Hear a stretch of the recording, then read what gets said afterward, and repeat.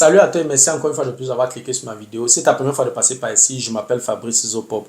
Dans cette chaîne, je parle de culture, je parle de sciences, je parle des faits de société, je parle également de sport. Voilà, si ces quatre thématiques t'intéressent, abonne-toi tout simplement à cette chaîne pour ne manquer aucune vidéo. Et si en plus de ça, tu actives la cloche de notification, alors tu recevras de manière automatique une notification lorsqu'une nouvelle vidéo sera publiée. Voilà, si entre-temps tu as des questions, des remarques, des suggestions, des critiques ou alors des propositions d'amélioration, n'hésite pas de m'écrire en commentaire. Un like me ferait énormément plaisir. Voilà, dans la vidéo d'aujourd'hui, je vais parler de Maître Alice Com. Oui, si tu suis l'actualité au Cameroun, il y a quelques semaines, Madame Alice Com a eu une confrontation avec le ministre de l'administration territoriale au Cameroun, notamment M. Atangandji. Oui, il y a eu, comme j'ai dit, une confrontation, il y a eu des échanges, il y a eu des convocations qui ont circulé et tout. Et je suis tombé sur une sortie de Madame Alice Com qui m'a particulièrement marqué et j'aimerais partager cette intervention avec toi dans la vidéo d'aujourd'hui. Donc, on va écouter cette intervention ensemble et juste après cette intervention, je vais placer 2 ou 3 mots. Donc, voilà, si tu veux en savoir plus, reste scotché la suite juste après le générique.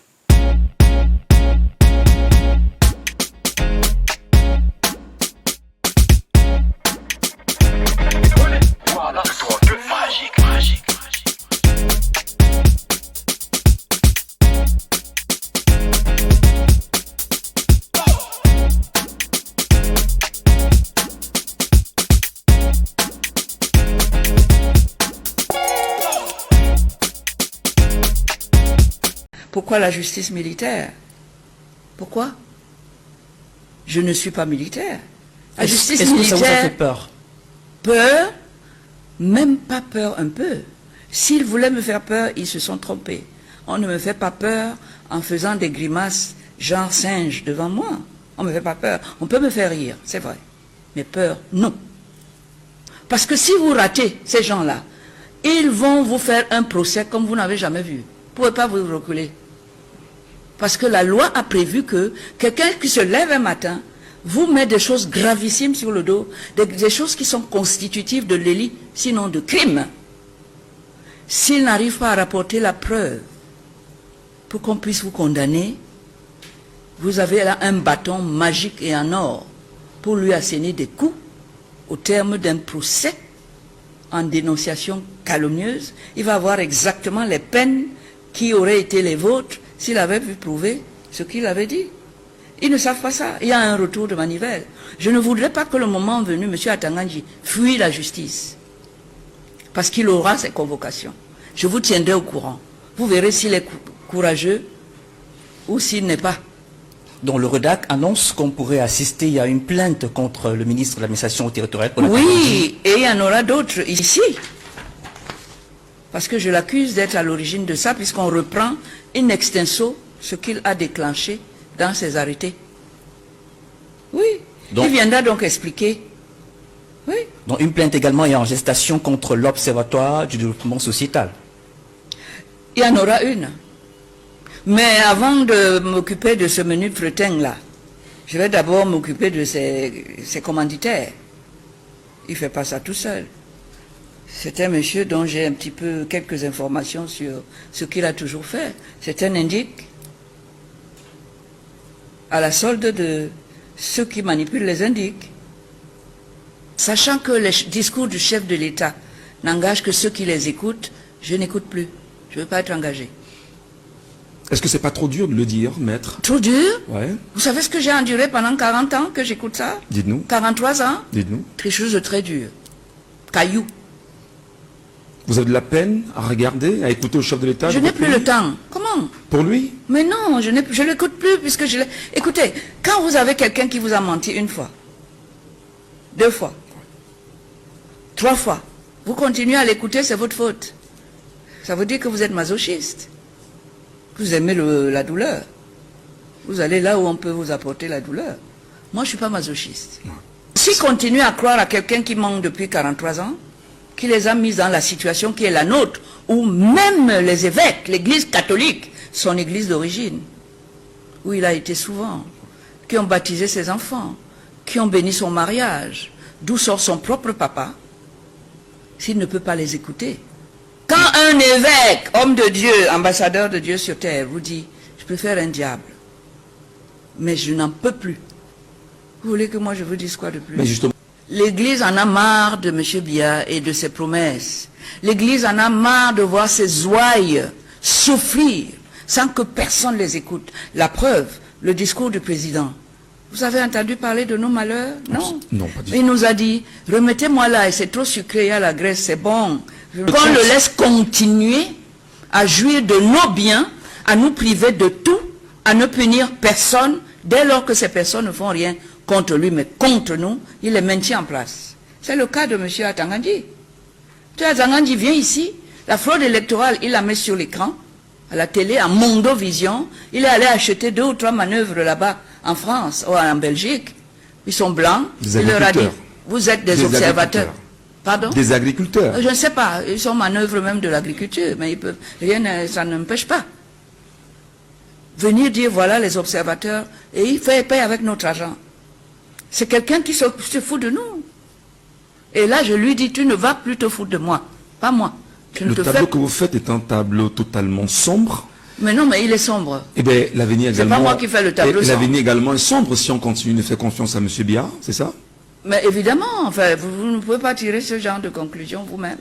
Dans votre quotidien, s'il vous plaît. Je sais que vous, là, vous êtes à la place de celui qui pose des questions.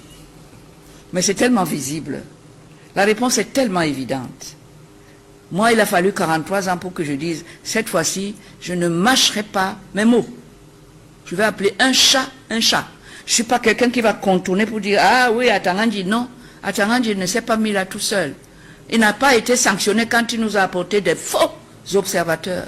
À l'occasion, vous savez ce que c'est que les élections? C'est scruté dans le monde entier. C'est un moment hyper important pour un pays. Il a osé. Ça lui a coûté quoi? Il est toujours minate. Vous voulez qu'il change? Vous voulez que M. Atangandji change sa nature profonde alors que c'est pour ça qu'il est minate? C'est pour ça qu'il peut parler? C'est pour ça qu'il peut faire tout ce qu'il veut?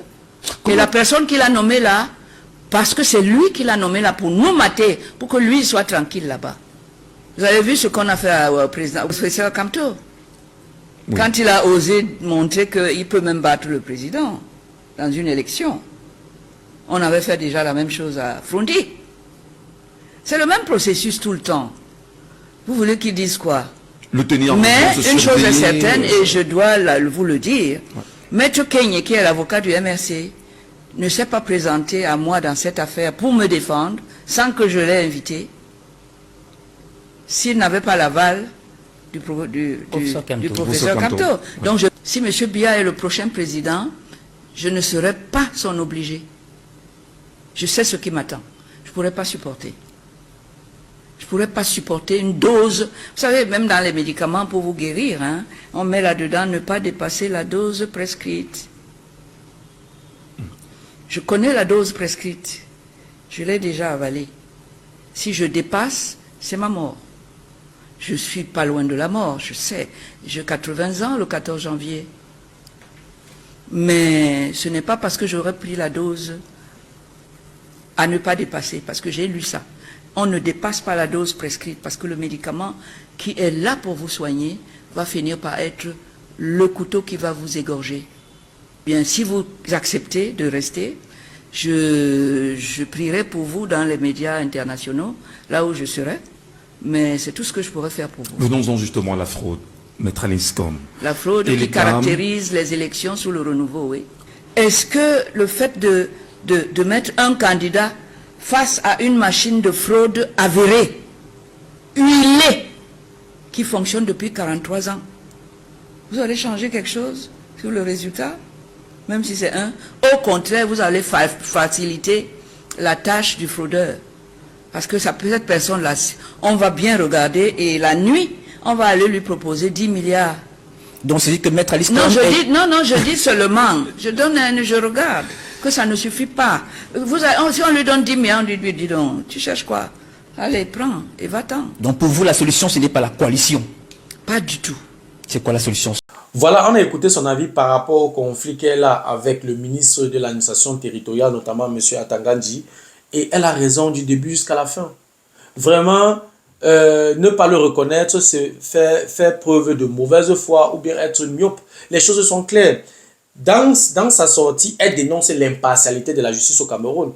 Pour avoir raison au Cameroun, il faut avoir les longs bras de jour comme de nuit. C'est un fait. Donc, elle déclare également dans sa sortie qu'elle n'écoute plus les discours du président de la République. C'est un citoyen, elle est libre d'écouter ou de ne pas écouter les discours du président de la République. Oui, et elle a ses raisons. Je pense à son âge, quand même, voilà, avec tout ce qu'elle a eu à faire au Cameroun, elle a beaucoup travaillé aussi. Je pense qu'elle est libre de faire ses choix. Donc, si une maman de son âge, une maman voilà, de son calibre, ouvre sa bouche et dit qu'elle n'écoute plus les discours du président de la République, elle a ses raisons. Et elle a énuméré ses raisons. Elle a énuméré ses raisons. Pour elle, le président de la République, n'accomplit pas ses promesses. Il n'accomplit pas ses promesses. Donc, oui, elle a donné ses raisons, les raisons pour lesquelles elle n'écoute plus les discours du président de la République. Dans cette même sortie, elle traite le président de la République de menteur, de quelqu'un qui n'accomplit jamais ses promesses. Il déclare des choses, il fait des annonces, il lance des slogans, mais sur le terrain, on ne voit rien. On ne voit rien. Oui, il peut peut-être avoir des bonnes idées, mais l'action ne suit pas. Et cette dame, à son âge, elle a vécu beaucoup de choses. Donc, si elle ouvre sa bouche aujourd'hui à 80 ans, et elle déclare ce genre de choses, elle fait ce genre de déclarations, on doit l'écouter et on doit la prendre au sérieux. Elle dit que ça fait 43 ans qu'elle écoute les discours de monsieur le président de la République. Rien n'a changé au Cameroun. Pas de route, pas d'hôpitaux, pas de sécurité sanitaire. Le chômage a atteint son apogée. Aucun secteur ne marche. Mais c'est de bonne guerre qu'une dame comme celle-là dénonce. Si elle ne le fait pas, qui va le faire? Donc oui, elle a ses raisons. Elle a ses raisons. Elle a donc décidé de ne plus écouter les discours du président de la République et c'est de bonne guerre. Elle dénonce également la fraude électorale de 2018. Tout le monde a vu ça en Mondovision. Comment il y a eu des faux observateurs au Cameroun pour accompagner les élections présidentielles. Oui, on est allé chercher quelques agriculteurs dans certains coins en Occident et ils sont venus se faire passer pour des observateurs internationaux. Donc oui, elle dénonce ça. C'est ça qu'on appelle la fraude électorale. Et elle craint que la même chose se passe en fin 2025. Donc je pense que cette dame a raison sur toute la ligne. Oui. Donc tous les Camerounais craignent que ce qui s'est passé en 2018 se répète. Tout ce que les Camerounais veulent, c'est l'amélioration de leurs conditions de vie. C'est tout ce que les Camerounais veulent. On ne veut pas être du jour au lendemain New York, non. Le Cameroun ne veut pas devenir New York du jour au lendemain. C'est un processus. Donc les Camerounais veulent d'abord manger à leur faim.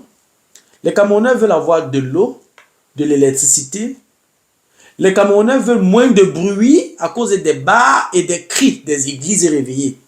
Donc oui, si une dame comme celle-là ne dénonce pas, qui va le faire?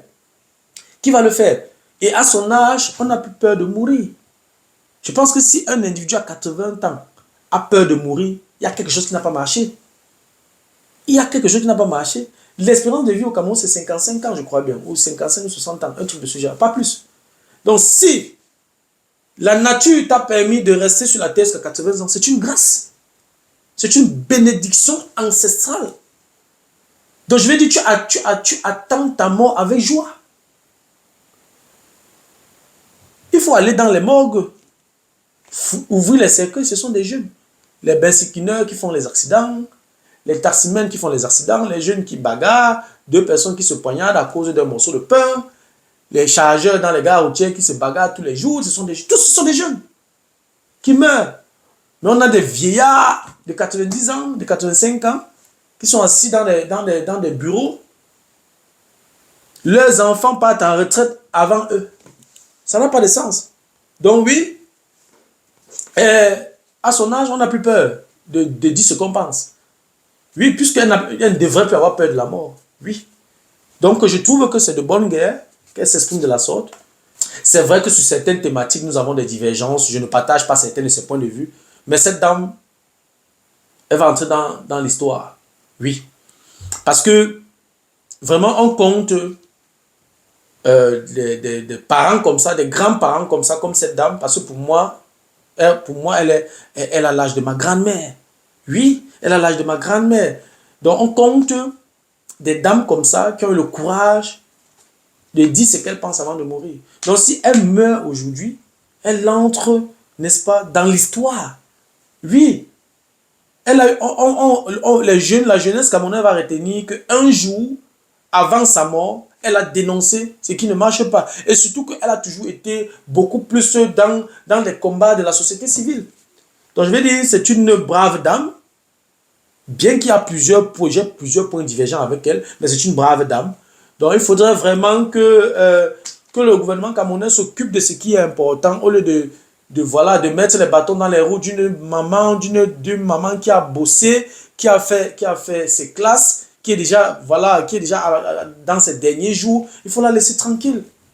Qu'est-ce que le Cameroun profite si Madame Alice Combes se retrouve en prison? Les Camerounais ne profitent rien du tout. Tout ce que les Camerounais veulent, c'est manger plus d'une fois par jour, boire de l'eau propre, avoir de l'électricité, avoir un petit emploi, pouvoir éduquer leurs enfants, ne pas trop saouler, éviter d'aller trop dans les églises, vivre normalement. Le reste viendra avec le temps.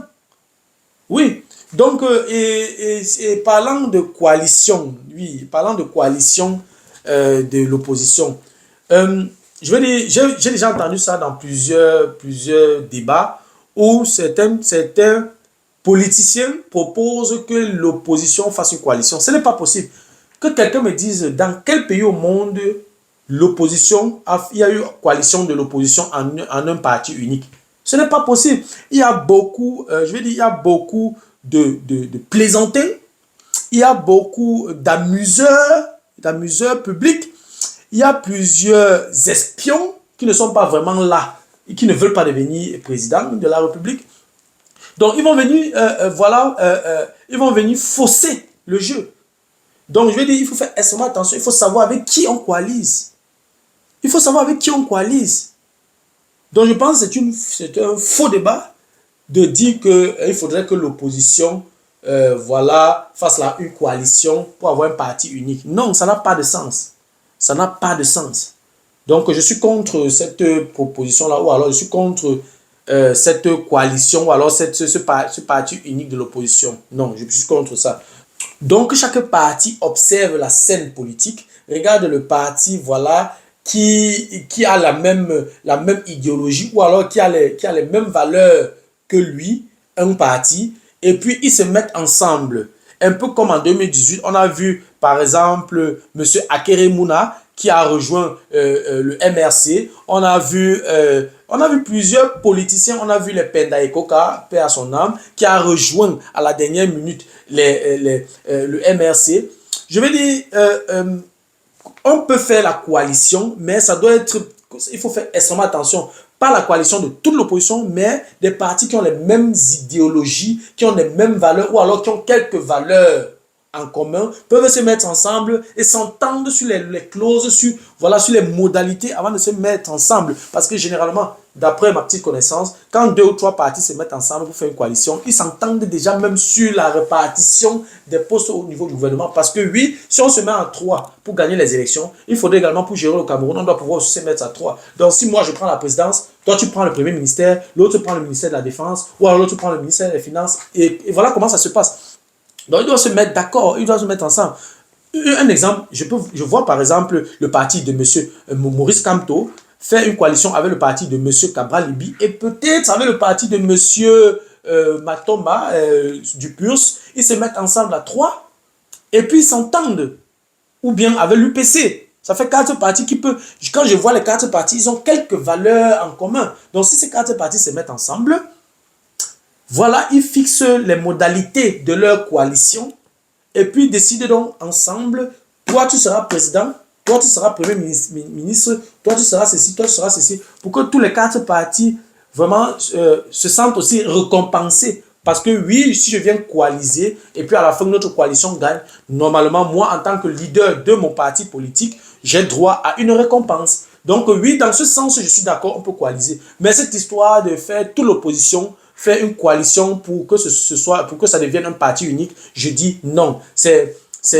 Voilà, c'est de l'utopie, ça ne va jamais exister et ça n'a jamais existé nulle part.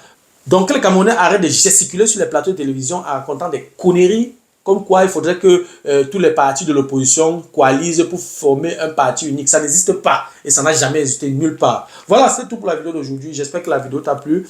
J'espère que la vidéo a été à la hauteur de tes attentes. Voilà, si la vidéo t'a plu, je te prie de la partager au maximum.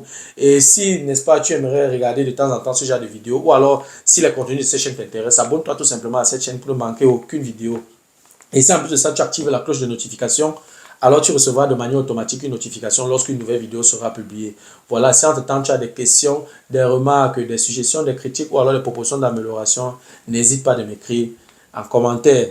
Un like me ferait énormément plaisir. Merci encore pour ta disponibilité. Merci pour ton attention. C'était Fabrice Zopop. On se dit donc au revoir et à la prochaine. Ciao.